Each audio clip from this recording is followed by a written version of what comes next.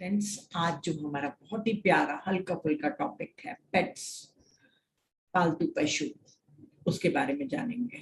आप लोगों में से कितने लोग पेट्स पालते हैं? थोड़ा हैंड रेज करिए तो अपना, मैं देखना चाहती हूँ कितने लोग के घर में पेट्स है।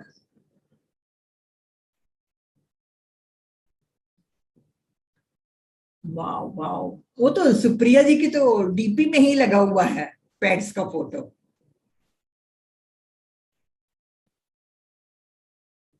बहुत लोग के घर में है, पर जितने लोग हैं उसके हिसाब से नहीं है। चलिए, थैंक यू वेरी मच बताने के लिए, थैंक यू। मैं एनिमल लवर हूँ और सिर्फ इसलिए बनी हूँ क्योंकि मेरे घर में भी एक प्यारा सा एंजल आया था। अपने एक्सपीरियंस में बाद में बताऊंगी। आज हम इस चैप्टर को समझते हैं कि क्यों प्री प्लान्ड होते हैं हमारे घर में आना एक पेट का।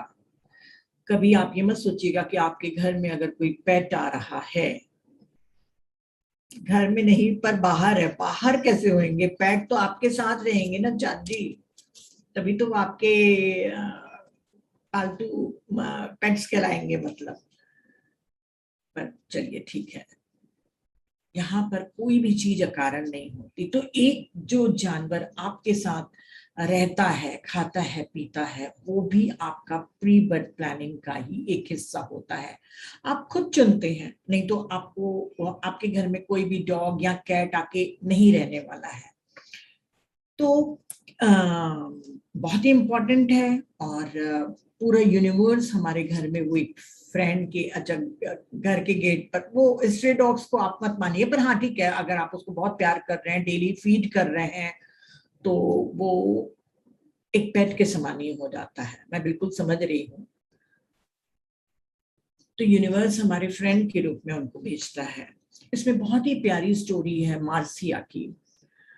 वो मिडिल एज वुमेन है और मिशिगन में पैदा हुई है और मिसौरी में पली बड़ी है। वो सिर्फ 4 फुट 6 इंच की है, बहुत शॉर्ट है वो।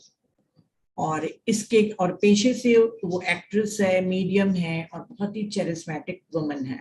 इसलिए है क्योंकि उसके पास एक साइकिक गिफ्ट है कि वो एनिमल्स लोगों से बात कर सकती है। कई लोगों के पास रहता है, कई लोग तो नहीं, कुछ एक लोगों के पास ही रहता है। आप लोग पढ़ रहे होंगे, पढ़ते होंगे कि वो एनिमल से बात कर सकती है। कुछ एक लोग ने पढ़ा होगा। रामपा, लॉब्संग रामपा अपने दोनों सियामी बिल्ली के साथ बहुत कम्युनिकेट करते थे टेलीपैथिकली। और उनकी बिल्ली ने उनके साथ एक बुक भी लिखाई थी, लिविंग विद द लामा। तो बहुत लोग कम्युनिकेट कर पाते हैं। फिर मैं कह रही हूँ बहुत नहीं, बहुत कम। काश हम भी कर पाते, हम समझ पाते कि चिड़िया क्या कह रही है, या एक गाय अगर आके जब रंभाती है तो वो क्या कहना चाह रही है, खाना मांग रही है कि कुछ और मांग रही है। तो इसके पास ये साइकिक गिफ्ट थी कि वो एनिमल्स लोगों से बात कर सकती थी। और जब रॉबर्ट श्वार्ट्ज उससे मिला तो उसने देखा कि वो बहुत ही उसके पास विजडम है, उसके पास स्ट्रेंथ है और बहुत ओपन हार्टेड है और बहुत लविंग है वो। तो उसका क्या कारण, जो भी उसकी जो बिहेवियर में पैटर्न था, वो क्या उसके पेट्स के कारण था। तो फिर उनकी वो, क्योंकि स्पिरिचुअल ग्रोथ भी काफी अच्छी हो गई है उसकी, तो वो रॉबर्ट श्वार्ट्ज उसकी चैनलिंग के थ्रू उसकी प्री बर्थ प्लानिंग को जानने की कोशिश करता है कि पेट्स उसके कितनी बड़ी भूमिका निभाते हैं उसकी लाइफ में। और क्या हमारे घर में भी जो आते हैं पेट्स, वो हमने ही चुने थे या कोइंसिडेंटली आ जाते हैं। तो उसकी लाइफ के बारे में बताते हैं रॉबर्ट श्वार्ट्ज की। मार्सिया एक बहुत ही ड्वार्फ लड़की है और हमेशा उसको स्कूल में बच्चे लोग चिढ़ाते थे। अब 4 फीट 6 इंचेस की है, तो स्कूल के टाइम में तो और शॉर्ट रही होगी। तो उसको हमेशा चिढ़ाते थे और इसके कारण उसको बहुत शर्मिंदगी महसूस होती थी। वो घर आके बहुत रोती थी और उसको हमेशा लगता था कि मैं अपने को प्रूफ करके दिखाऊं, मैं एक एक्ट्रेस बनूं। पर क्या पॉसिबल है 4 फुट 6 इंच की लड़की का एक एक्ट्रेस बनना? तो अम, वो जब भी स्कूल से आती थी और रोती थी तो हमेशा प्रार्थना करती थी कि काश मेरे पास एक ऐसी पावर आ जाए, एक ऐसी गुण टैलेंट आ जाए कि लोगों को मैं हंसा सकूं, लोग मुझ पर नहीं हंसे, मेरे कहीं बातों से हंसे। और फिर उसके बाद वो काफी ट्रेनिंग वगैरह लेती है, ड्रामा स्कूल वगैरह सभी का, और उसमें वो कामयाब भी होती है और धीरे धीरे वो भाषण वगैरह जो लेक्चर वगैरह देते हैं उन सब में भी परफेक्ट होते जाती है और एक एक्ट्रेस बन जाती है। अब जब तक के बने, जब उसका बचपन था, वो स्कूल से आती थी और घर में आके रोती थी, उस समय उसके घर में एक पहला डॉग, एक पेट आता है, उसका नाम था डस्टी। एनिमल्स के नाम ना आपको थोड़े से याद रखने पड़ेंगे, क्योंकि नहीं तो मुझे बार बार आप लोग, क्योंकि बहुत सारे पेट्स हैं उसके, हम लोग के जमाने एक दो पेट नहीं पाली है, बहुत बहुत है, तभी तो उसकी बुक में इस स्टोरी लिखी हुई है, इतनी इंपॉर्टेंट थी। तो उसके पास पहला डॉग आता है डस्टी, और वो उसको सेल्फ लव करना सिखाता है। क्योंकि जब भी वो स्कूल से आती थी रोकर, तो उसको गले में ऐसे बाहें डालकर डस्टी को बताती थी कि देखो आज मेरे को फिर स्कूल में सब लोगों ने चिढ़ाया और मेरे ऊपर कमेंट्स किए, ऐसे करके फूट फूट के रोती थी। तो डस्टी उसको बहुत, उसको यहाँ और गाल में उसको लिक करता था और प्यार से उसको कुछ कहना चाहता था। जानवर अगर डॉग्स जैसे पाले उन लोग, आप समझेंगे ना कैसे कू कू कू कू करके उन लोग हमसे कम्युनिकेट करने के लिए करते हैं। मेरा डॉग भी किया, पर मैं भी कभी समझी नहीं। तो उस समय उसको समझ में नहीं आता था कि वो क्या बोल रहा है, पर धीरे धीरे उसकी बातों को वो समझने लग गई। उसके स्कूल में कोई फ्रेंड्स नहीं थी, वही एक उसका फ्रेंड था। और यहीं से उसका स्टार्ट हुआ पेट से बात करना, और उसको ये साइकिक गिफ्ट मिली कि वो पेट से पूरी बातें समझ पाए। तो उसका जो ये पेट था, या आगे चल के जो भी इसके पेट थे, वो उसको या तो वर्ड्स में बताते थे, बकायदा उनके वर्ड्स को, उनके चीजों को वो समझ जाती थी, या कुछ विजुअल इमेजेस के रूप में उसको ट्रांसमिट करते थे उसके ब्रेन में, पर वो समझ जाती थी कि मैसेज क्या है और वो क्या कहना चाह रहा है, चाहे वर्ड्स चाहे विजुअल। तो वो डस्टी उसको कहता था कि all is well, all is well, मेरे लिए तुम बिल्कुल परफेक्ट हो, उनको हंसना तो हंसने दो, बिल्कुल। तो उसके कारण उसको लगता है कि जब डस्टी उसको इतना प्यार करता है, वो परफेक्ट है, तो वो अपने आप को क्यों नहीं प्यार करती, उसको अपने एक्ट्रेस बनने के लिए मेहनत करनी चाहिए। तो वो वहां से सेल्फ लव शुरू करती है, अपने आप को प्यार करना, क्योंकि उसी डॉग ने उसको परफेक्ट होने की एहसास दिलाया था। और फिर उसके बाद उसके पास दूसरा पेट आता है, एक घोड़ी आती है। फिर उसका जो नाम है थोड़ा सा कंफ्यूजन वाला है, क्योंकि उसका नाम था चीता। हम चीता तो लेपर्ड को बोलते हैं, तो आप लोग कंफ्यूज मत होइएगा। चीता नाम की उसकी घोड़ी आती है, बहुत प्यार करती है। अब वो भी उसको खूब, दोनों जने एक दूसरे को प्यार करते थे। और जब भी स्कूल में उसको फिर से चिढ़ाते थे, तो वो अपने डस्टी के पास भी जाती थी और अपने चीता के पास भी जाती थी। तो चीता उसको नाक में उसके सर को रगड़ते हुए कहती थी कि क्या कहते हैं भूल जाओ, चलो तुम मेरे ऊपर बैठो, मैं तुम्हारे पे ड्राइव पे लेके जाता हूँ, ड्राइव पे नहीं, राइड पे लेके जाता हूँ। तो बहुत प्यार करता था उसके ऊपर, वो बैठ जाती थी अपनी चीता के ऊपर और खूब खूब उन लोग राइड करते थे, काफी घुड़सवारी वगैरह करते थे। और फिर उसके बाद इससे जो घोड़े से जो उसने सीखा था लेसन, अभी से बताते जाती तो आपको लर्न समझ में आते जाए, फियरलेस होना। क्योंकि उसको हमेशा स्ट्रेंथ देता था कि तुम परफेक्ट हो, तुम कुछ भी मत सोचो दूसरों के बारे में, तो फियरलेस होना उसके चीता नाम के घोड़ी ने सिखाया था।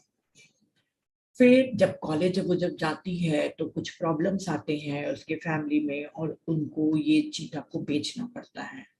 ये बहुत इमोशनल हो जाती है, और वो भी बहुत उदास हो जाती है जो चीता थी। फिर जब बहुत ही प्यारे तरीके से लिखा है चैप्टर में कि जब वो जाती रहती है, तो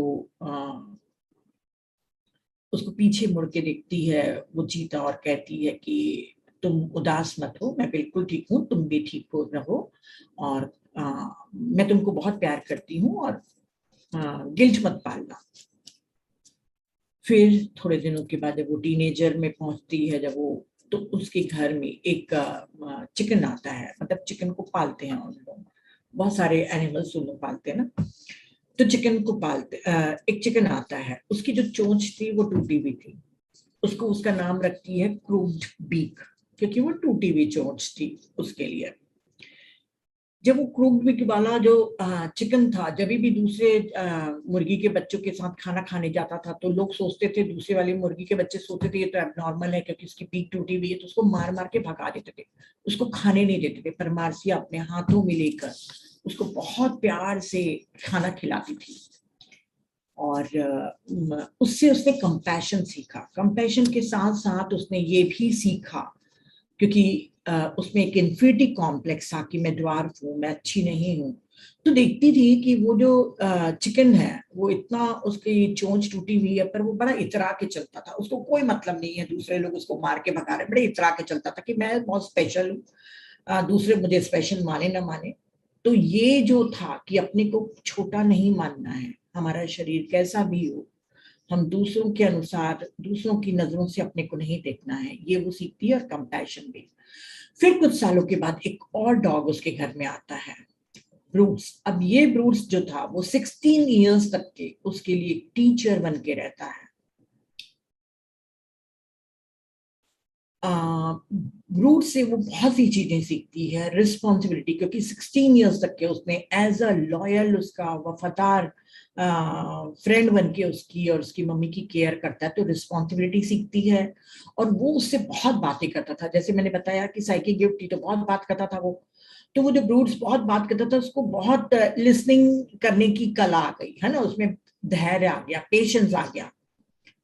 और वो मार्सिया को बहुत प्यार करता था, अनकंडीशनल लव करता था, और उसको ह्यूमैनिटी और एनिमल्स की सेवा करने के लिए सिखाता है, जो मेरे भी डॉग ने सिखाया था मुझे। जब मार्सिया की माँ बीमार हो गई थी तो मार्सिया अपने काम पे जाती थी, जॉब में, और जब वो लौटती थी तो उसके लौटने के 5 किलोमीटर दूर से ही ब्रूट्स अपनी पूंछ को हिलाने लग जाता था, और उसकी माँ समझ जाती थी कि मार्सिया के आने का टाइम हो गया है।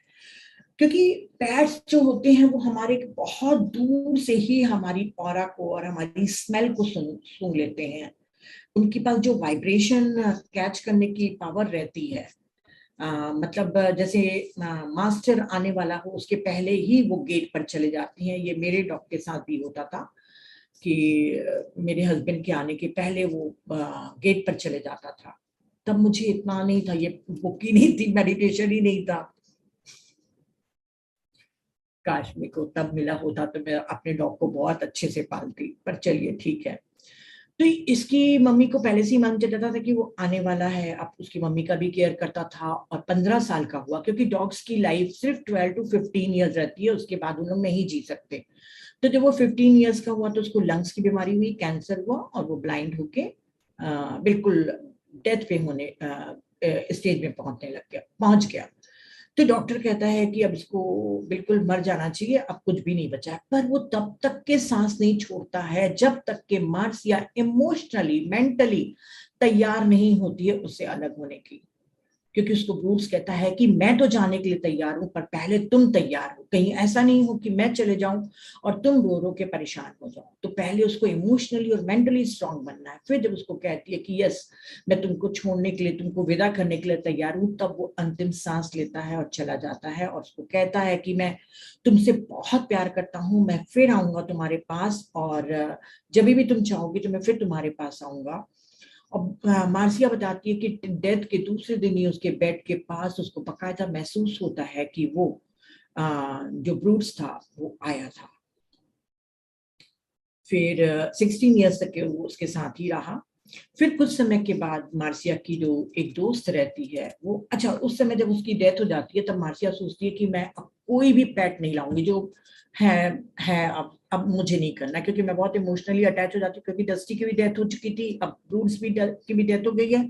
अब मैं कोई भी डॉग नहीं लाऊंगी, कोई भी पेट नहीं लाऊंगी। पर उसके बाद उसकी एक फ्रेंड जो रहती है, उसको कचरे के डब्बे में एक छोटी सी किटन मिलती है, एक दिन की छोटी सी प्यारी बिल्ली, वो उसके पास लाके देती है। तो वो मना नहीं कर पाती। वो व्हाइट कलर की श्यामी बिल्ली थी, बड़ी प्यारी सी व्हाइट कलर की थी। तो उसका नाम रख देती है वो स्नोफ्लेक्स। और उसकी मम्मी का बहुत ध्यान रखती थी वो बिल्ली। फिर जब उसकी मम्मी की डेथ हो जाती है तो स्नोफ्लेक्स कहती है कि देखो मैंने कितनी अच्छी, नहीं, जब उसकी मम्मी की ख्याल रखती थी तो बोलती थी देखो मैंने व्हाइट कलर के नर्स के कपड़े पहने हैं आपके लिए, और मैं तुम लोग दोनों का केयर करने आई हूँ, अभी तुम्हारी मम्मी का केयर कर रही हूँ। तो फिर जब उसकी डेथ हो जाती है मम्मी की, तो बोलती है अब मेरी जिम्मेदारी सिर्फ तुम्हारा केयर करना है। एनिमल्स हमको लगता है कि पेट्स हमारा क्या ख्याल रखेंगे, हमको उनको खाना देना पड़ता है, पानी देना पड़ता है, पर वो जो हमको इमोशनल और मेंटल स्ट्रेंथ देते हैं वो हमारे खाने पानी दूध सबसे बियॉन्ड है। तो फिर उसके बाद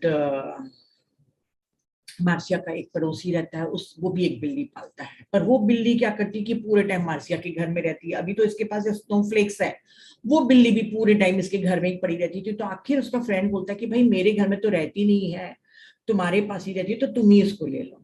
तो उसका नाम रख देती है वो गूफी। अब गूफी भी बिल्ली है और स्नोफ्लेक्स भी बिल्ली है।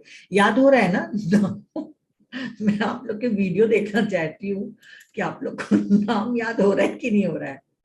अभी उसके पास दो बिल्ली है ना, स्नोफ्लेक्स एंड गूफी। थोड़ा सा कंफ्यूजन नहीं है भाई, अगर प्यार से सुनोगे तो सब चीजें आप लोग को समझ में आएगी, है ना। दोनों गूफी और स्नोफ्लेक्स बहुत एक दूसरे को प्रेम करते थे, पर कुछ समय के बाद स्नोफ्लेक्स की डेथ हो जाती है। तो जब स्नोफ्लेक्स की डेथ होती है तो गूफी भी उतना ही दुखी होता है जितना मार्सिया होती है, क्योंकि सिर्फ ह्यूमन और उसमें एनिमल में ही प्यार नहीं होता है, तो एनिमल्स के बीच में भी बहुत प्यार होता है। कभी कभी मैं टीवी देखते रहती हूँ, न्यूज वगैरह मेरे हस्बैंड के साथ, तो मैंने एक अभी लास्ट वाला देखा था कि एक डॉग का मतलब उसका कोई पार्टनर होगा या जो भी होगा, उसकी डेथ हो गई, तो दूसरा डॉग उसको खींच के उठा रहा है। एक चिड़िया का मैंने देखा था कि दूसरी चिड़िया को चोंच मार मार के उठा रही है। मतलब दे आर सेंसिबल, ऐसा नहीं है कि उन लोग सेंसलेस है, उन लोग के पास जवान नहीं है तो उनके पास इमोशन नहीं है। इमोशन रहता है पर हमसे कम रहता है, इंटेंस कम रहती है उनकी इंटेंसिटी। तो जब वो स्नोफ्लेक्स की डेथ हो जाती है तो वो जो गूफी था वो फर्नीचर के नीचे ढूंढते रहता है उस स्नोफ्लेक्स को। बहुत प्यारा वर्णन किया हुआ था, इसलिए मैंने ये लाइन बोला क्योंकि मुझे बहुत टचिंग लगा था। पर धीरे धीरे गूफी अपने मनमौजी और जिद्दीपने में आते रहता है, खूब खेलते रहता है। मार्सिया के पास एक और बिल्ली आती है, एक और बिल्ली वो लाती है, उसका नाम था विली। अब जो ये विली थी वो पास्ट लाइफ में उसका फ्रेंड थी मार्सिया का। मैं अभी से इसलिए बता रही हूँ क्योंकि आप लोग बोलोगे कि इतनी सारी बिल्लियां क्यों ला रही है वो। तो जो विली था ना वो उसका पास्ट लाइफ का फ्रेंड था। इस जन्म में उसके घर में एक बिल्ली बन के आया था क्योंकि उसको कुछ सिखाना था। बहुत शरारती था विली, पूरे टाइम कुछ ना कुछ सामान वामान तोड़ते रहता था। तो इससे क्या मार्सिया ने सीखा, पेशेंस। क्योंकि हमेशा जब भी वो तोड़ता था तो बहुत प्यारे तरीके से उसको बोलता था कि मैं तो तुमको बहुत प्यार करता हूँ, मुझे माफ कर दो, आइंदा से नहीं करूंगा। तो पेशेंस सीखती थी वो। और दोनों अपनी बिल्लियों के साथ अच्छे से रहती है। तो जब उसकी प्री बर्थ प्लानिंग को देखते रहता है रॉबर्ट श्वार्ट्ज, तो विली बताता है कि स्नोफ्लेक्स की मृत्यु के बाद, उसकी डेथ के बाद मेरा प्लान था आना।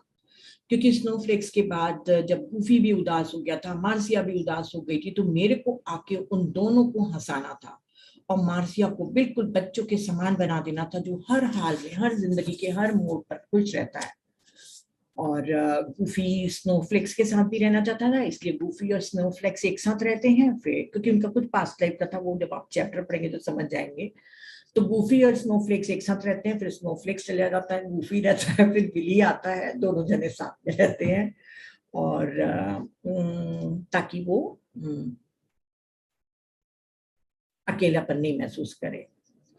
जो ब्रूट्स उसका डॉग था, जो 16 साल तक की उसकी सेवा किया था, वो अपने एनिमल किंगडम में, जो स्पिरिट वर्ल्ड में जो एनिमल किंगडम है, वहां पे टीचर के समान था।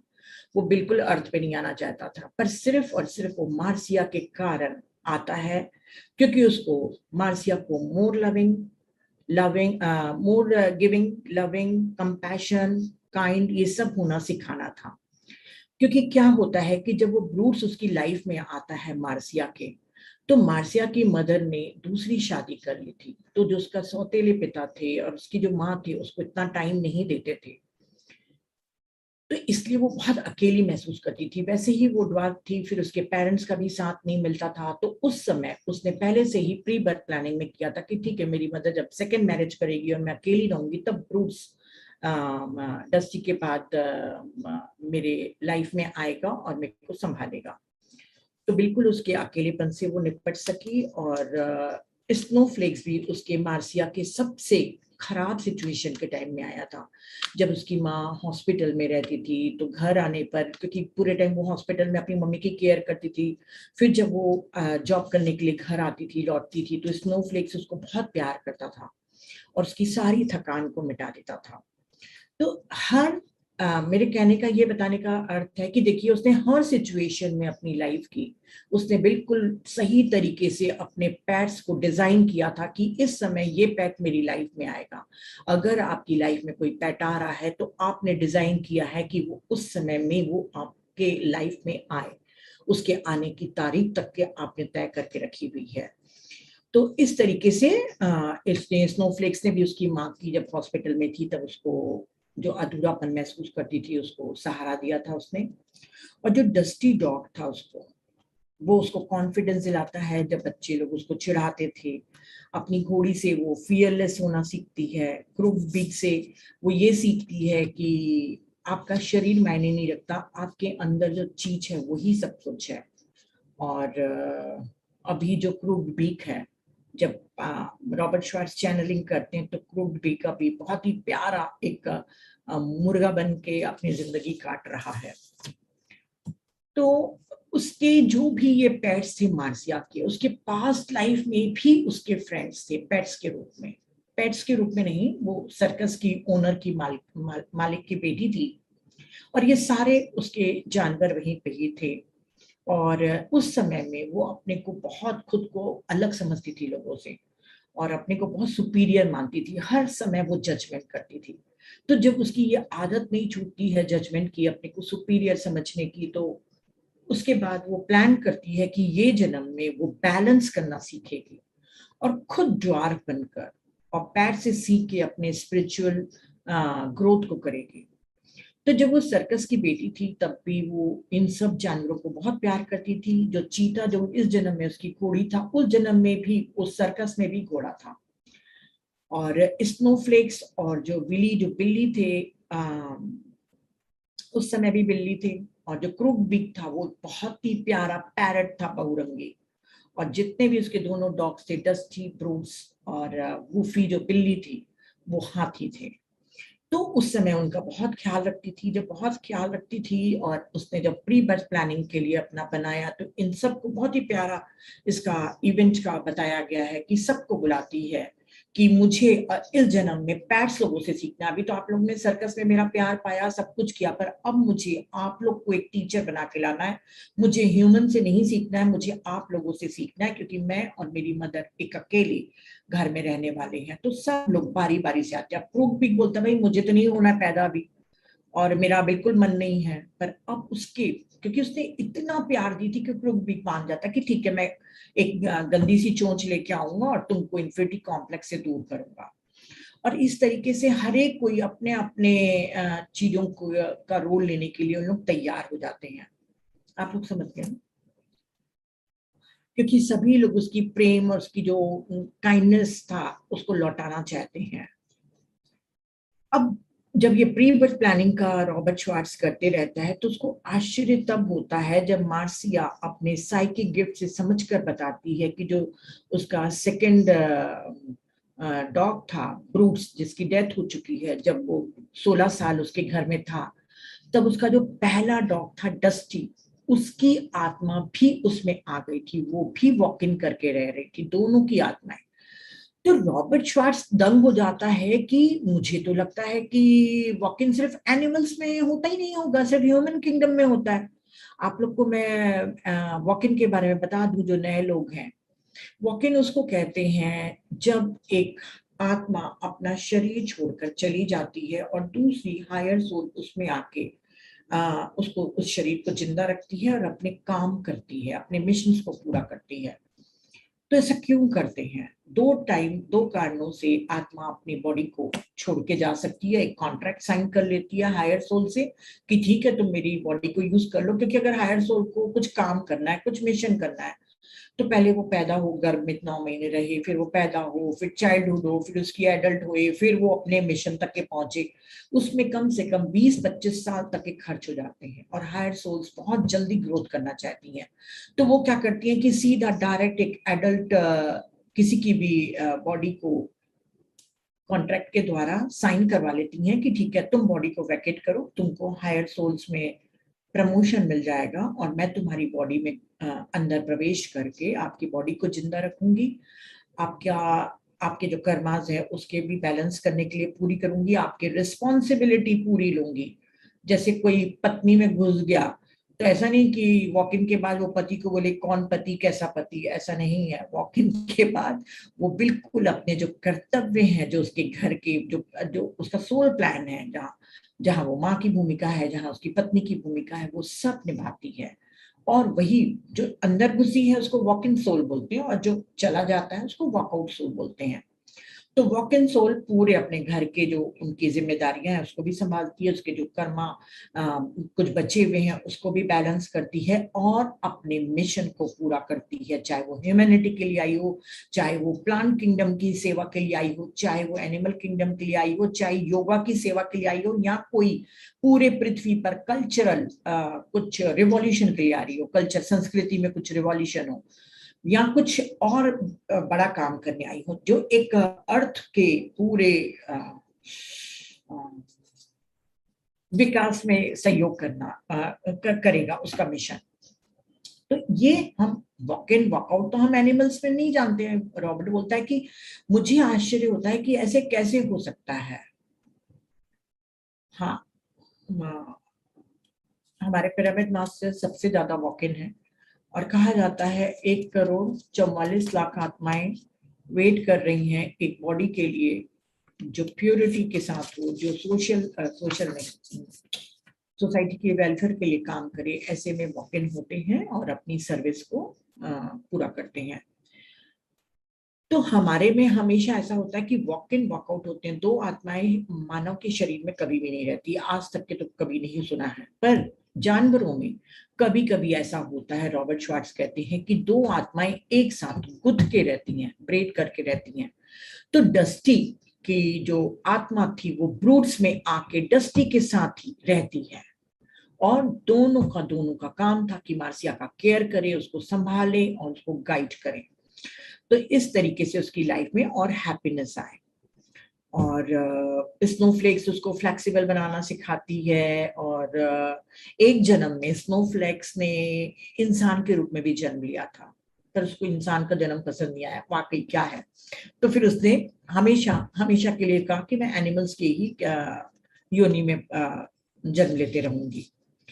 कई बार ऐसा होता है कि जानवर लोग मनुष्य रूप में जन्म लेते हैं। हमको लगता है कि जानवर से, हमारी एनिमल किंगडम से तो ह्यूमन किंगडम में इवोल्यूशन होता ही है, पर कुछ एक आगे चल के आपको मालूम चलेगा कि कुछ एक आत्माएं सिर्फ और सिर्फ एनिमल किंगडम में ही पैदा हो के अपना विकास करती है, उनको ह्यूमन में नहीं लेना है। पर कई बार कुछ जानवर लोग सिर्फ ह्यूमन के 1-2 बार जन्म लेते हैं और फिर से जानवर रूप में पैदा होते हैं। क्यों होते हैं? क्योंकि उनका मिशन रहता है कि हम एक बार ह्यूमन एक्सपीरियंस ले लें, उनके इमोशन को भी हम समझ लें, उसके बाद हम जो अच्छी सोल्स होंगी उनकी स्पिरिचुअल ग्रोथ में के लिए हम उनके पेट्स बन के उनको गाइड करेंगे। समझ में आ गया ना? ह्यूमन एक्सपीरियंस लेंगी, ज्ञान लेंगी, इमोशन समझेंगी, फिर जानवर बनकर किसी ऐसे आत्मा के साथ के घर में पैट जाके जन्म लेंगी, मतलब जाएंगी उनके घर में जहाँ पे उनकी स्पिरिचुअल ग्रोथ में सहायता करे। तो अगले जन्मों के काम के लिए कई बार वो ह्यूमन किंगडम में भी लेती हैं। और कई जानवर लेते ही नहीं है मनुष्य योनि में, क्योंकि उनको जो इंटेंस इमोशन है इंसानों का, या इमोशनल एक्सट्रीम है, उनको दूर रखना चाहते हैं। हम लोग बहुत भावुक होते हैं, पूरा भाव शरीर है हमारा, तो कई एनिमल्स चाहते हैं कि हम ये सब एक्सपीरियंस नहीं करें, और सिर्फ वो अपने एनिमल किंगडम की ही स्पीशीज में आकर अलग अलग, कभी कुत्ता बनेगा, कभी बिल्ली बनेगा, कभी शेर बनेगा, ऐसे अलग अलग में जा जाके अपनी इवोल्यूशन को करते हैं। क्योंकि मानव शरीर मानव डुअलिटी और एक्सट्रीम का अनुभव है, तो इसीलिए वो नहीं पसंद करते। और एनिमल्स क्या है, वो सेल्फ सेंटर्ड होते हैं और अपने इंस्टिंक्ट को फॉलो करते हैं, तो उनको इमोशन की इतनी जरूरत नहीं होती। पर ये जो हमारे पेट्स होते हैं वो बहुत ही प्रीशियस गिफ्ट हैं यूनिवर्स के। रॉबर्ट श्वार्ट्ज कहता है कि जितना मैंने इनके बारे में समझा, उतना मैंने जाना कि जितने ध्यान से आप उसको उनका पालन पोषण करेंगे और उनकी सेवा करेंगे और अपने से कनेक्ट करके रखेंगे, वो बहुत ही अच्छे तरीके से आपको अनकंडीशनल लव भी सिखाएंगे, self control, self worth, self respect. ऐसी कौन सा लर्निंग है जो आप उनसे नहीं सीख सकते।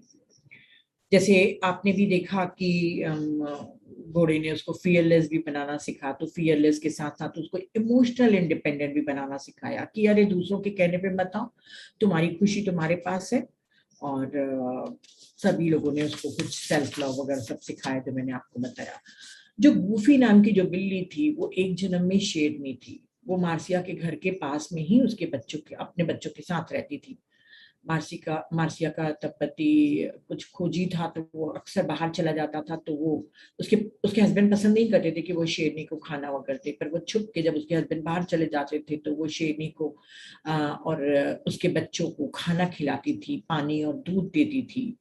इसलिए जब गूफी जन्म नहीं लेना चाहता था, पर प्रेम जो उसने दिया था उस जन्म में, उसके कारण उसकी पेट बन के आने के लिए मान जाता है और उसको स्ट्रेंथ की लेसन देता है।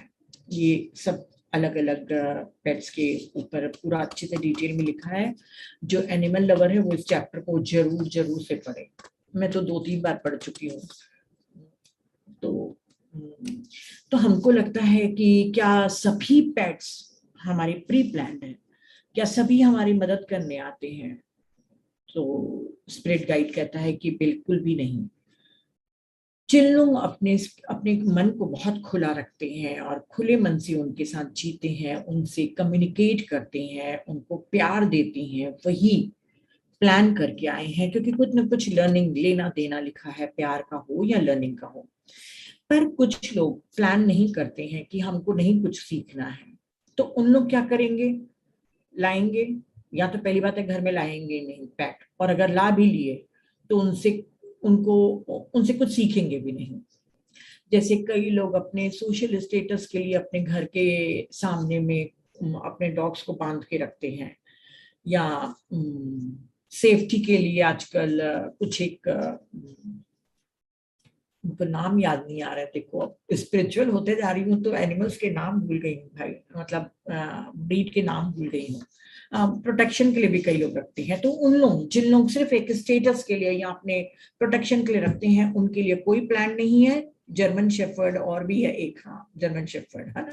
ठीक है सब यार, सुप्रिया जी तो सबसे पहले दिखेंगी। देखो ना सुप्रिया जी, मैं कहाँ पहुंच गई हूँ, मैं भूल जा रही हूँ, बताओ नाम। मेरा गोल्डन रिट्रीवर था, बहुत प्यारा। तो उन लोग नहीं सीखते हैं जो खुले मन से उनको प्यार नहीं करेंगे और एक एनिमल एकदम स्टेटस के लिए रखेंगे, तो उनके साथ नहीं रहेंगे। तो रॉबर्ट श्वार्ट्ज बोलता है कि जब मैंने मार्सिया की प्री बर्थ प्लानिंग के सामने के समय में मैंने जब ये पेट्स लोगों के बारे में सुन रहा हूँ, तो वो तो हाई इंटेलेक्चुअल बीइंग लग रहे हैं। Yes yes, retrievers are very loving, बहुत बहुत। वो बोलता है इतने इंटेलिजेंट हैं, तो ह्यूमन के समान क्यों नहीं अपनी इवोल्यूशन को करते हैं? तो स्पिरिट गाइड कहता है कि बिल्कुल वो हाई इंटेलेक्चुअल बीइंग ही हैं, पर वो अपनी इवोल्यूशनरी व्हील को और अपने इंटेंस इमोशन को अलग रखते हैं। और वो पशु के रूप में भी जो बार बार जन्म ले रहे हैं, तब भी वो विकास कर रहे हैं। ऐसा मत सोचिएगा कि हम सिर्फ ह्यूमन लोग ही विकास कर रहे हैं, वहां पे भी वो लेते हैं। और जो मनुष्य, जैसे कई हो सकता है हम लोगों में से कोई लोग पशु जन्म में भी जाके 1-2 जन्म लेके आए हो, कुछ सीख के आए हो, तो जब ले लेता है कोई एनिमल किंगडम में वापस जाके, तब उसको 2 चीजें वो सीख लेता है कि हर एक लाइफ का, हर एक चीज का आप सम्मान करिए और सभी प्राणी बुद्धि रखें, क्योंकि वो एनिमल किंगडम में जाके देख के आया है कि एनिमल्स तो भी अपनी बुद्धि रखते हैं, वो भी प्यार पाना चाहते हैं और उनको समान स्तर पर हमको पेश आना चाहिए। और सभी जैसे एनिमल पेट्स के बारे में मैं बता रही हूँ, तो वो सभी एक बराबर नहीं होते हैं इंटेलिजेंट। जैसे ह्यूमन में सभी लोग एक बराबर नहीं होते, सबकी अपने अपने बुद्धि का विकास होता है और अपने अपने अनुभवों के द्वारा जो सीखते हैं, वैसे ही पेट्स में भी उनके अलग अलग लेवल्स होते हैं इंटेलिजेंस के। इसीलिए कुछ एनिमल्स बहुत ही वायलेंट रहेंगे और बहुत क्रिमिनल टाइप के रहेंगे, पर कुछ लोग बहुत डर से और गुस्से में जीवन बताते हैं, वायलेंट रहेंगे, एग्रेसिव रहेंगे, पर कुछ एक लोग बहुत लविंग रहेंगे। तो हर एक की बुद्धि का विकास उस पेट्स में भी अलग अलग होता है, जैसे हमारे ह्यूमन किंगडम में होता है। तो रॉबर्ट श्वार्ट्ज पूछता है कि पशु आत्मा और मानव आत्मा में क्या अंतर है। तो कोई भी नहीं पहचान सकता है कि कौन सा मनुष्य कभी किसी जन्म में पशु रहा है कि नहीं रहा है। पशु की आत्मा में एक चीज होती है, सेंसिटिविटी बहुत होती है, और उनके में बीइंगनेस की स्पष्टता होती है, मतलब उनका अपना अस्तित्व रहता है, तभी तो वो इंस्टिंक्ट को फॉलो करते हैं। पर हम लोग अपने इमोशन, अपने थॉट्स, इन सब से सीखते सीखते अपने रियलिटी को पहचानते हैं। हम इंस्टिंक्ट को फॉलो करते हैं, पर उसके साथ साथ हम अपनी बुद्धि का भी उपयोग करते हैं। तो बिल्कुल अलग है दोनों से। फिर उन्होंने पूछा कि कितनी प्रतिशत आत्माएं मानव और पशु दोनों रूप में जन्म लेती हैं। तो जितने भी हमारे इस दुनिया में सोल्स हैं, उसमें से केवल 5% लोग ही, मतलब 5% आत्माएं ही पशु जीवन को चुनती हैं, बाकी 95% ह्यूमन को चुनती हैं। क्योंकि मानव पथ सरल नहीं है, इसलिए जो बहुत बुद्धिमान लोग रहते हैं वो तो आते ही नहीं है ह्यूमन वाले में। कभी कभार ही उन लोग ह्यूमन में आते, नहीं तो पूरे टाइम 5% लोग सिर्फ एनिमल एनिमल ही बनते रहते हैं। और जो भी एनिमल किंगडम में ही बार बार जन्म लेता है, वो अपनी कोई एक विशेष लक्ष्य या कोई एक स्पेसिफिक पर्पस, स्पेसिफिक डिसिप्लिन, इन सब एक्सपीरियंस को लेने के लिए ही जन्म लेते रहता है। अब जैसे हम लोग जाते हैं स्पिरिट वर्ल्ड में, तो हम अपने जाके लाइफ का रिव्यू करते हैं। तो रॉबर्ट श्वार्ट्ज पूछता है कि तो क्या एनिमल्स लोग भी जब जाते हैं, तो क्या उन लोग भी अपने पूरी मूवी देखते हैं क्या, पिक्चर की हमने अपनी लाइफ में क्या क्या किया, किसको काटा, किसको दौड़ाया, ये सब उन लोग भी देखते हैं क्या? तो बोलता है हाँ बिल्कुल, समान तल पे ही रहते हैं, सेम लेवल पर ही रहते हैं, पर उनका बहुत छोटी रहती है लाइफ, तो उनकी मूवी बहुत जल्दी खत्म हो जाती है। और जैसे अब उन्होंने अपनी लाइफ रिव्यू में देखा कि उन्होंने कुछ गलतियां की है, तो वो हमारे समान दुखी नहीं होते। हम लोग बहुत दुखी होते थे कि हमने क्यों गलतियां करी, और निराश हो जाते हैं अपने आप से कि इस लाइफ में हमने अच्छा नहीं किया, उसको ज्यादा प्यार देना था, उसको कितने अच्छे से केयर करना था, मैंने नहीं किया। वहां पे भी हम रिग्रेट करते रहते हैं। एनिमल की सोल्स वहां पे कोई रिग्रेट नहीं करती, सिर्फ मूवी देखती है, ठीक है जो गलती हुई हुई, कोई उनको डॉबरमैन, सब नाम लिख लिख के बता रहे हैं मुझे प्लीज। तो उन लोग अपना पूरा टाइम खेल में ही बिताती हैं। और जैसे उनके मास्टर की डेथ होती है और मास्टर जब जाते हैं उनके मालिक, तो वो ढूंढती हैं अपने मास्टर को। जीसस का एक बहुत प्यारा कथन है, स्टेटमेंट है कि जिस भी जानवर को आपने बहुत प्यार किया है और उसको प्यार दिया है, तो आप ये मत सोचना कि वो वैर चला गया। जब आप स्पिरिट वर्ल्ड में जाएंगे तो वो आपको वेलकम करने आएंगे। ये स्टेटमेंट जब मैंने सुना था, मुझे इतना अच्छा लगा था कि यस, जब मैं जाऊंगी तो मेरा रैल्फ मेरे लिए जरूर खड़ा होगा। और भी बहुत सारे स्ट्रे डॉग हैं जिनके नाम मैं बताऊंगी आपको, बहुत बहुत है, मैं बहुत पागल हूँ एनिमल्स लोगों के लिए। तो उन लोग पूरे टाइम खेलते रहते हैं वहां पर, अपनी रिव्यू देख लेते हैं, अपनी गलतियों को भी देख लेते हैं, पूरे टाइम खेलते रहते हैं। और जैसे हम एस्ट्रल वर्ल्ड में सिंगिंग सीखते हैं, साइंस सीखते हैं, डांसिंग सीखते हैं, दुनिया भर की अपनी कलाओं को सीखते हैं, एनिमल्स ये सब नहीं सीखते हैं। वो अपना आराम करते हैं और अपने मास्टर के आने के बाद, जो मास्टर उनको बहुत प्यार करता है, उनके साथ ही घूमते रहते हैं। और इसीलिए उनको ना सीखने की या टीचिंग करने की उनकी इच्छा नहीं रहती है, अपना आराम करना ही उनके लिए रहता है। पर अगर कोई ह्यूमन उसका मास्टर जाके बोलेगा कि नहीं अगले जन्म के लिए तुमको तैयारी करनी है, तुमको ये चीज करना है, तब उन लोगों को स्पेसिफिक गुण को सीखते हैं। कई लोग को नियर डेथ एक्सपीरियंस भी होते हैं, वो अपने मृत पैट्स को भी देखते हैं, पर ये सभी को अनुभव नहीं होते हैं, क्योंकि कई लोग अपने इस पेट्स की केयर नहीं करते हैं। अगर आप पेट्स की केयर करते हो तो आपका जब नियर डेथ एक्सपीरियंस होगा, कई लोग वापस आ जाते हैं ना, तब आपको बकायदा बताएंगे कि हमने अपने उस पेट्स को भी देखा था। हमारी ह्यूमैनिटी के लिए और हमारे अच्छे बुरे सारे गुणों को संभालने के लिए पेट्स हमारी लाइफ में आते हैं। जब कभी हम बहुत लोनली फील करते हैं या डिप्रेशन में जाते हैं, तो कभी भी रॉबर्ट शॉर्ट्स ने कहा कि किसी पेट्स की आंखों में झांक कर देखना, आपको देखते ही आपकी उसके साथ एनर्जेटिकली कनेक्शन बन जाएगा और आपके इमोशंस फ्लो होने लग जाएंगे। और हो सकता है कि आप इतने सेंटिमेंटल हो जाएं, इतने इमोशनल हो जाएं कि आप रोने भी लग जाएं। उनकी आईज आप देखिएगा कितनी बिल्कुल वर्तमान क्षण में रहती है, कोई थॉट्स नहीं, बिल्कुल स्थिर। कभी गाय की आंख में या कभी अपने पेट्स की आंख में झांक के देखना मैं हजारों बार देख चुकी हूँ। बहुत स्टिल, बहुत गहरी होती है उनकी। हाँ, तो ये सब था। अब डॉल्फिन और व्हेल के बारे में थोड़ा सा मैं बता के एंड करूंगी कि डॉल्फिन और व्हेल हम पेट्स के रूप में नहीं उनको पालते हैं, पर फिर भी हम डॉल्फिन को कुछ रहते हैं ना स्विमिंग पूल वगैरह में रखते हैं। तो उनके बारे में क्या है, तो स्पिरिट गाइड उनको बताता है कि दूसरे पशुओं की आत्माओं के समान वो उस स्पिरिट वर्ल्ड से नहीं आते हैं जहां से दूसरे पेट्स आते हैं, ये दूसरे प्लैनेट से आते हैं। ये बहुत ही हाई वॉल्ड सोल्स हैं, बहुत एंशियंट हैं और दूसरे प्लैनेट से यहाँ पर कोई विजन के कारण आते हैं। जैसे कहा जाता है कि सीरियस एक प्लैनेट है जहाँ पे सभी प्राणियों का उद्देश्य और महत्व होता है। वहां के मानव इतना ज्यादा विकास कर लिए थे कि जान पाए थे कि अब उनका अंत होने वाला है, क्योंकि वहां की ऊर्जा लगातार नीचे गिरते जा रही थी। तो अब उनको चिंता हुई कि जो हमारे सबसे इंटेलिजेंट एनिमल्स हैं उनको हम कैसे सुरक्षित रखें, कैसे कंजर्व करें, क्योंकि अब अपने तो इतने इंटेलिजेंट और इमोशनल जानवरों को अपने प्लेनेट पे रख नहीं सकते थे।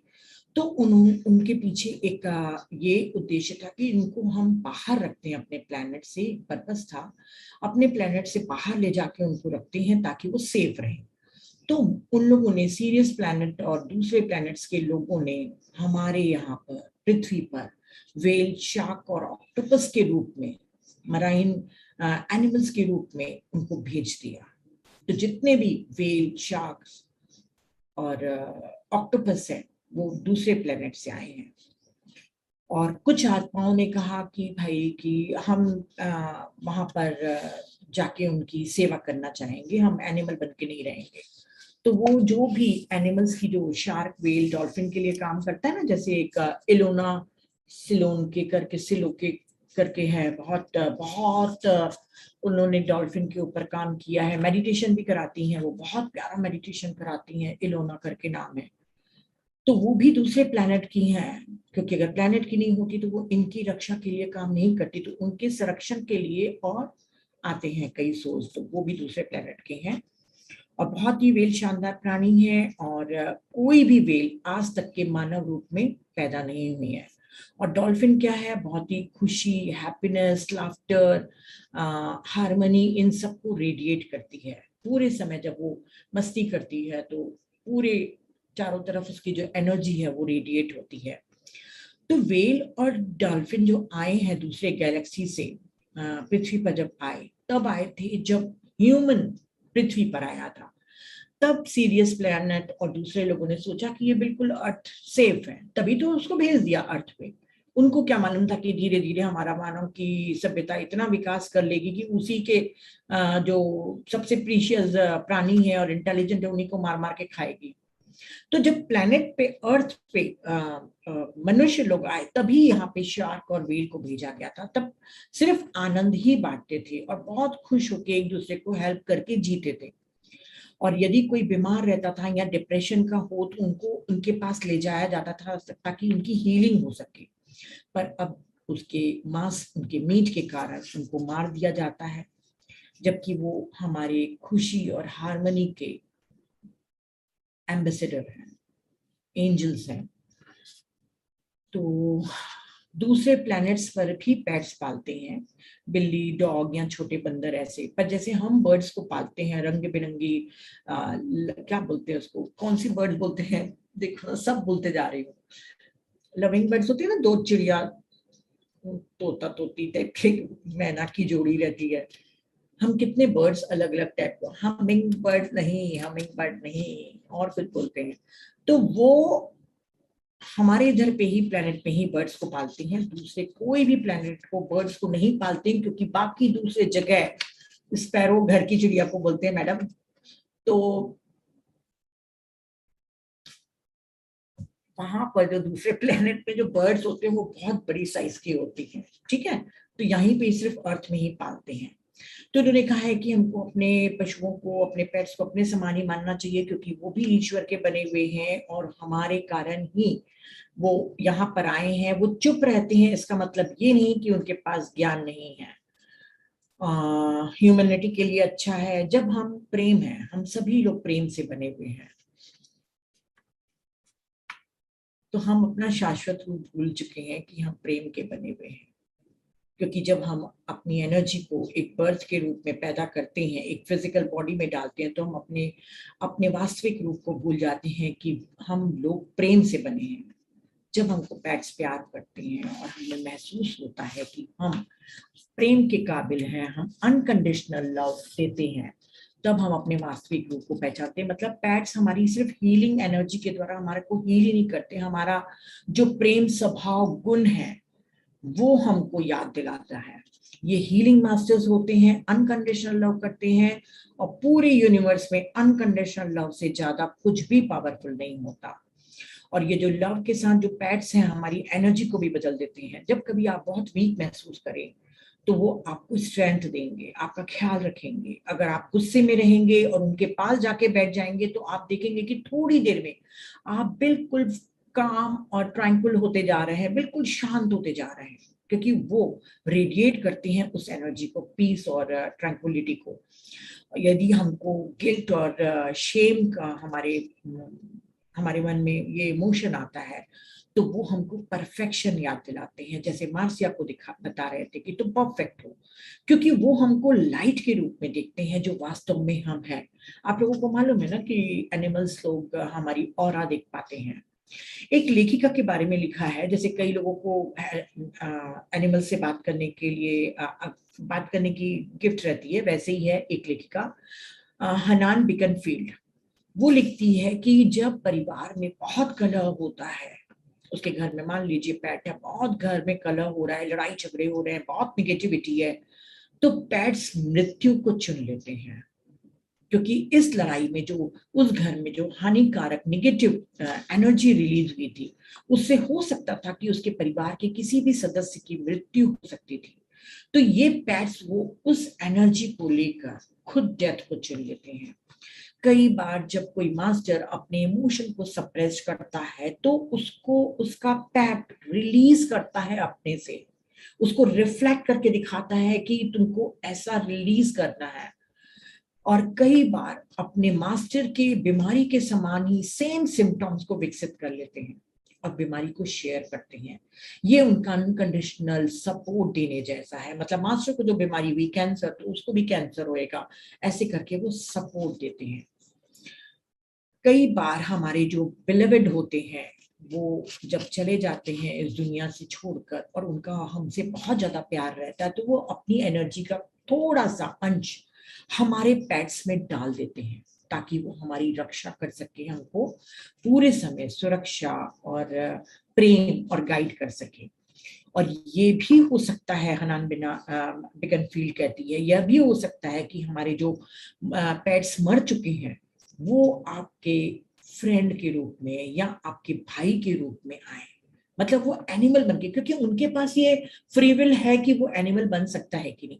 तो अगर आपका पेट आपको बहुत प्यार करता है और उसका मन हुआ तो वो आपकी लाइफ में एक ह्यूमन बन के भी आ सकता है, या वर्तमान पेट्स में जो आपके करंट पेट्स है उसमें अपनी एनर्जी को डाल सकता है। जैसे मैंने कहा कि डस्टी की वॉक इन होता है ब्रूड्स में, दोनों एक साथ रहते हैं, तो वैसा भी कर सकता है या एक ह्यूमन के रूप में भी आएगा।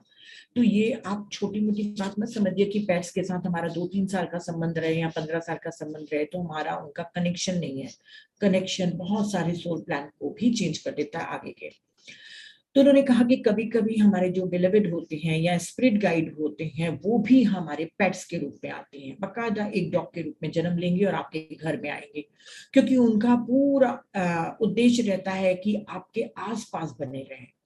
उसकी जो फ्रेंड थी, रॉबर्ट की एक फ्रेंड ने, एक रॉबर्ट श्वार्ट्ज की एक फ्रेंड ने कभी भी निश्चय कर ली कि कभी भी मैं बच्चा पैदा नहीं करूंगी, पर पिछले जन्म में जो उसकी बेटी थी बहुत प्यार करती थी अपनी बेटी को, दोनों माँ बेटी बहुत प्यार करती थी, पर इस जन्म में जब उसकी फ्रेंड पैदा होती है तो वो बोलती मुझे बच्चे नहीं पैदा करना है। तो जो पिछले जन्म की बेटी थी वो उसके घर में डॉग के रूप में आती है, बाकायदा डॉग का जन्म लेती है और उसके घर में पेट्स बन के आती है।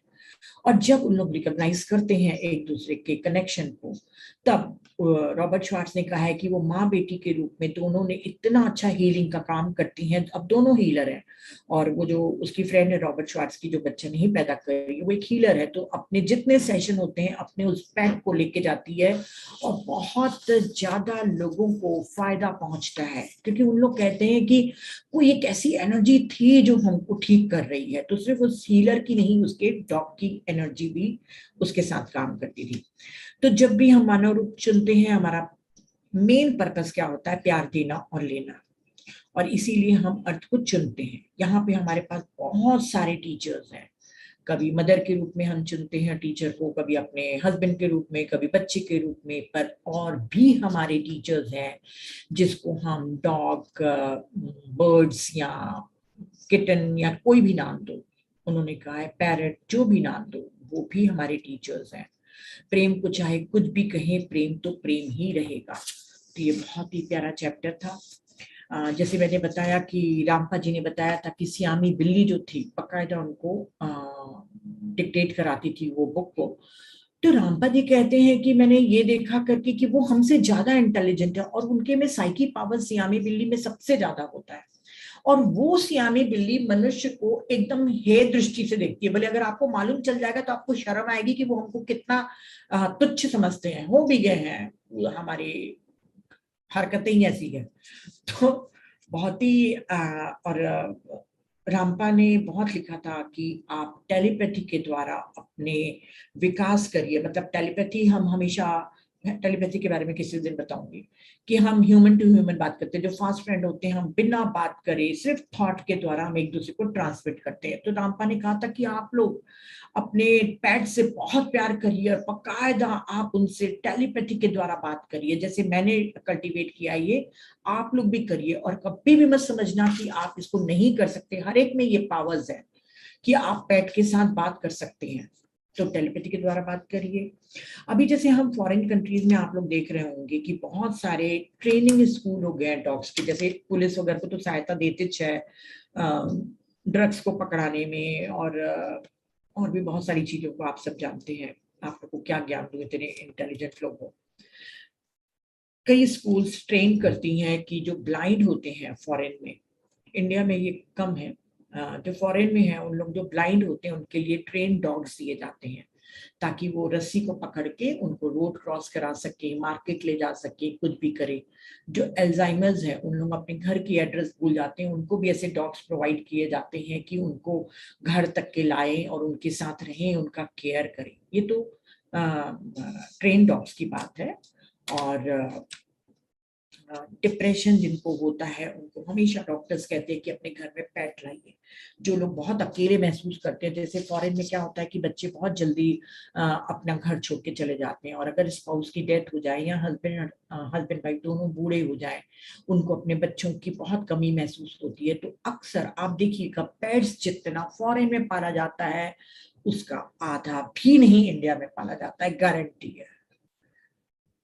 जितना एनिमल पेट्स के ऊपर वहां काम किया गया है यहाँ पर कभी भी नहीं किया जाता है। मैं बहुत देखती हूँ ना, इसलिए मुझे मालूम है वहां पे बहुत ज्यादा होता है। तो आपके जो इमोशन है वो आपको एक्सप्रेस करने में मदद करते हैं। आप जब उनके साथ खेलती हैं, दौड़ते हैं, बातें करती हैं, तो आपकी एक्सरसाइज होती है, आपकी आउटडोर एक्टिविटीज होती हैं, बहुत बहुत। हाँ, पेट्स थेरेपी, जब आप उनको टच करते हैं, उनके जो फर को छूते हैं, वो जो हग करते हैं, प्यार करते हैं, वो एक अलग ही फीलिंग देता है। हमारी मेंटल हेल्थ बहुत अच्छी होती है अगर हम पेट्स को पाले, तो हमारा स्ट्रेस लेवल कम होता है। इसीलिए हमको बहुत सी चीजें सिखाते हैं, कंपेनियनशिप सिखाते हैं। और आप लोग देखे होंगे कि फॉरेन में कई करोड़पति लोग,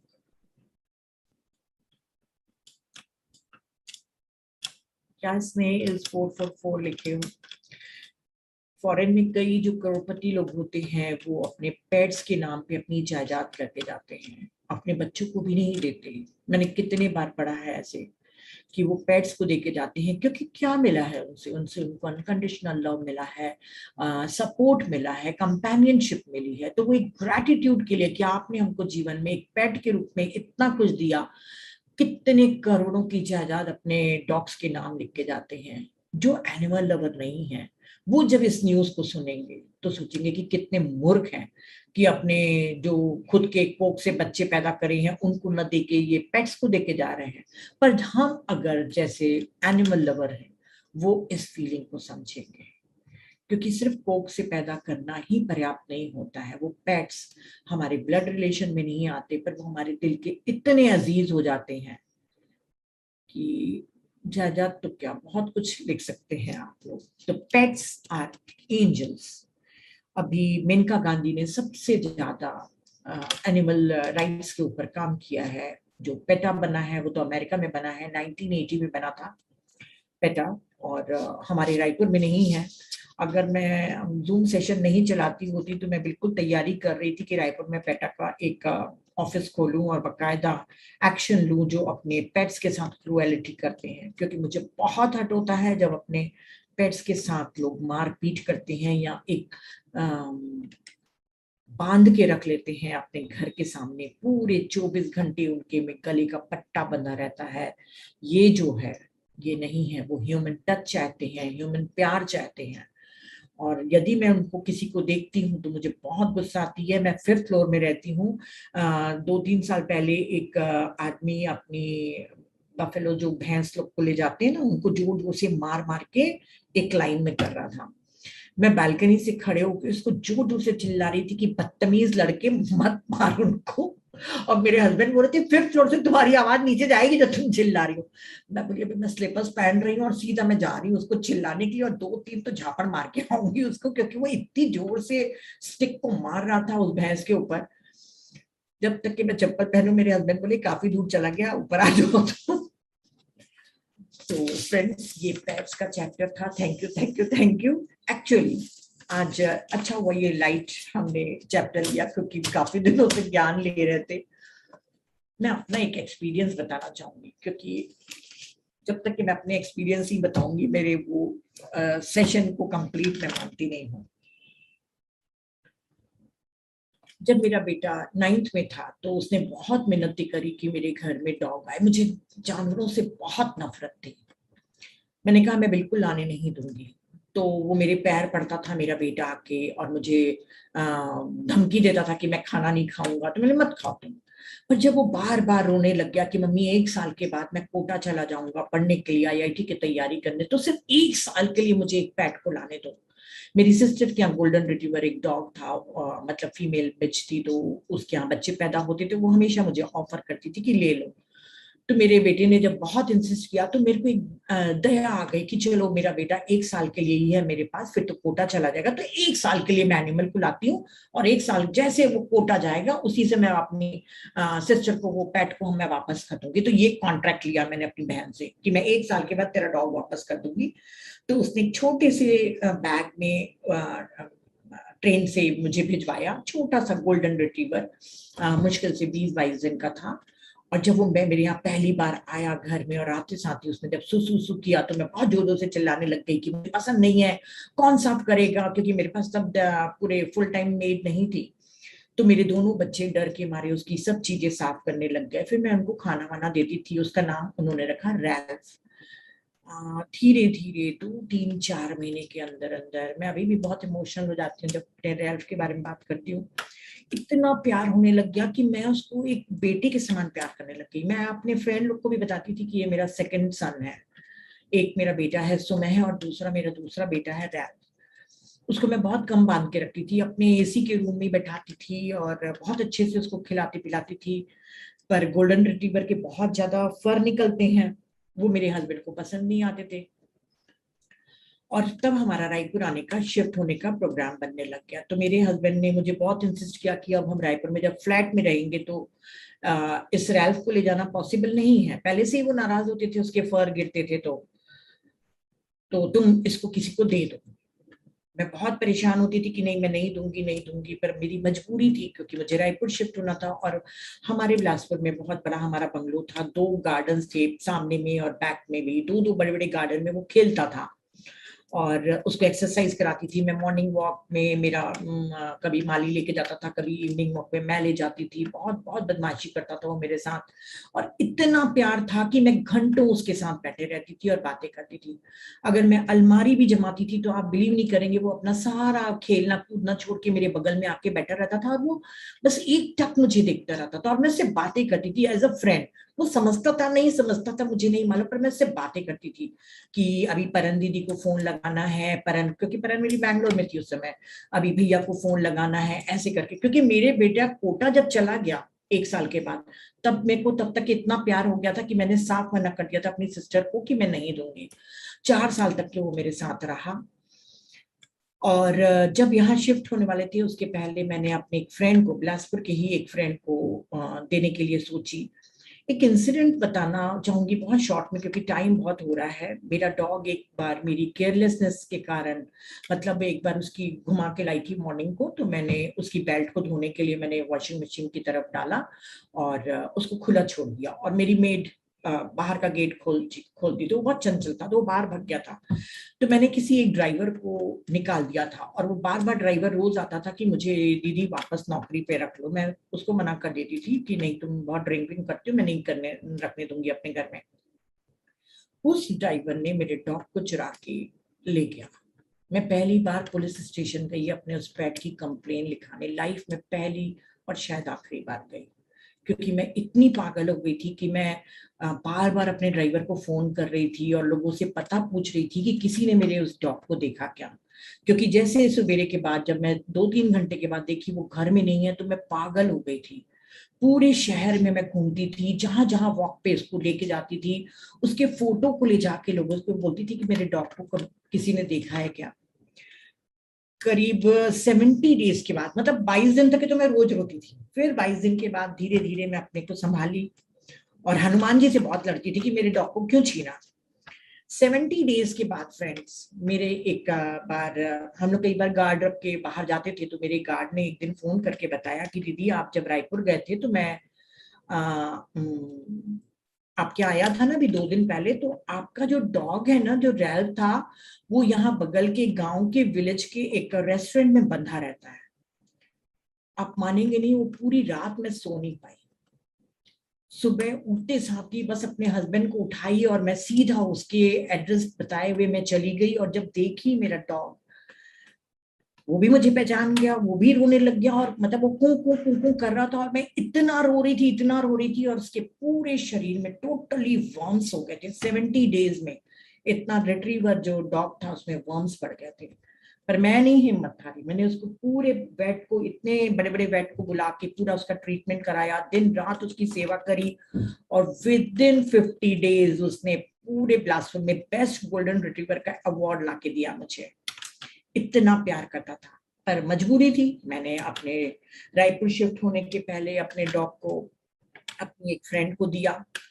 और वो बहुत अच्छी थी, मुस्लिम थे वो, और बहुत अच्छे से उसका ख्याल रखते थे।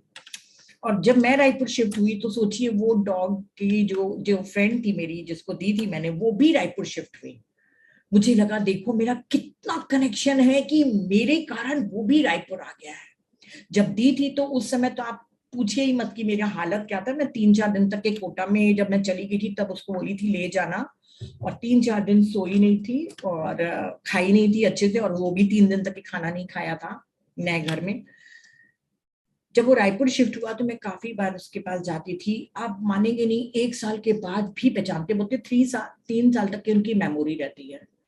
पर इस जब रायपुर आ गए थे तो वो मुस्लिम लोग थे, तो वो काफी कंजर्वेटिव वाली फैमिली हो गए थे, और उसको 22 घंटे चेन से बांध के रखते थे। उसके गले में पूरी चेन का लोहे की जो स्टील की रॉड थी उसका निशान था, और वो मेरे से देखा नहीं गया। और उसके बाद मैंने जाना छोड़ दिया। मैंने अपनी बेटी को बोला कि हम नहीं जाएंगे कभी भी, क्योंकि हम दोनों जाते थे। मैंने कहा हम नहीं जाएंगे क्योंकि मुझे नहीं पसंद था। मैं तो पूरे टाइम उसको एसी रूम में रखती थी, बस रात के टाइम में उसको बाहर निकालते थे हम। तो हमने जाना छोड़ दिया। करीब 2-3 साल में 3 साल तक के मैं उसके पास नहीं गई मिलने के लिए। एक दिन अचानक क्या हुआ, पिछले करीब 10-11 जून की बात है, इसलिए याद है क्योंकि मेरी बेटी की बर्थडे के दिन मुझे न्यूज मिली थी ये। 10-11 जून की बात है, मैं नहा के निकली और अचानक मेरे को रैल्फ की याद आई, जबकि मैं कुछ सोच भी नहीं रही थी उस समय कोई पेट्स के बारे में या कुछ एनिमल्स के बारे में, क्योंकि मैं स्ट्रे डॉग में बहुत बिजी हो जाती थी। आजकल मैं सब स्ट्रे डॉग को या मेरी कॉलोनी में जो बिल्ली है उन सबको खिलाती पिलाती हूँ। मैं पता ही ना, मैं एनिमल लवर हूँ, तो मैं अपने हिसाब से जो देना होता है मैं देती हूँ। उस समय मैं कुछ सोच भी नहीं रही थी। जैसे मैं मिरर के पास से आई और देखी, मेरे को अचानक लगा कि मेरे को रैल्फ के पास जाना है मिलने। मैं क्या बेटी को फोन करूं क्या कि आज चले क्या रैल्फ से मिलने के लिए? फिर मैंने कहा नहीं, फिर मैं जाऊंगी उसके, मैं पट्टा देखूंगी बंधा हुआ, वो कू कू कू कू कर रहा था। जब मैं आखिरी बार गई थी, जैसे मैं लौट रही थी, तो वो बहुत रो रहा था, जैसे वो मेरे से कम्युनिकेट करना चाह रहा है कि I am not happy here. तो मैं अपने मन को डाइवर्ट कर दिया कि नहीं, मुझे नहीं जाना है उसके पास, अब उसकी लाइफ वहीं पर ही है, अब उसका सोल प्लान वहीं है। सिर्फ 3 दिन के या 4 दिन के बाद 14 जून को, जिस दिन मेरी बेटी का बर्थडे था, मुझे वहां से फोन आती है कि रैल्फ की 2 दिन पहले डेथ हो गई है। आप सोचिए, उसकी डेथ के 1-2 दिन पहले मुझे बकायदा इंट्यूशन आया था। इतना मतलब बुरा लगता है। पर ये जो जीसस ने कहा है कि जब भी आप जाएंगे स्पिरिट वर्ल्ड तो आपका पेट आपका वेलकम करेगा, तो वो जितने मेरे स्ट्रे डॉग्स हैं जिनको मैं खाना खिलाती हूँ, चाहे उसका नाम छोटू हो, चाहे शेरू हो, बसंती हो, अलग अलग मैंने नाम रखे हुए हैं उनके, वो सब मेरे से मिलने आएंगे। तो thank you, thank you, thank you.